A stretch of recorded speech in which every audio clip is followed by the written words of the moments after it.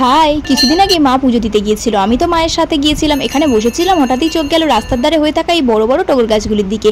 একটা জেঠিমাকে বলতেই জেঠিমা বেশ কয়েকটা ডাল আমাকে কিন্তু ভেঙে দিল।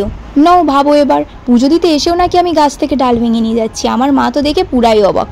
ডালগুলিকে নিয়ে চলে এসেছি বাড়িতে। বাড়িতে এসেই কিন্তু কাজে লেগে পড়েছি। প্রথমে এক্সট্রা পাতাগুলিকে রিমুভ করে নিয়েছি, তারপরে কিন্তু ডালগুলিকে ছোটো ছোটো করে কেটে নিয়েছি। এই ভিডিওটা কিন্তু আমি অনেকদিন আগেই করেছিলাম, যেহেতু তোমাদেরকে এই ভিডিওতে আপডেটটাও শেয়ার করবো, তাই ভিডিওটা দিতে একটু লেট হয়ে গেছে।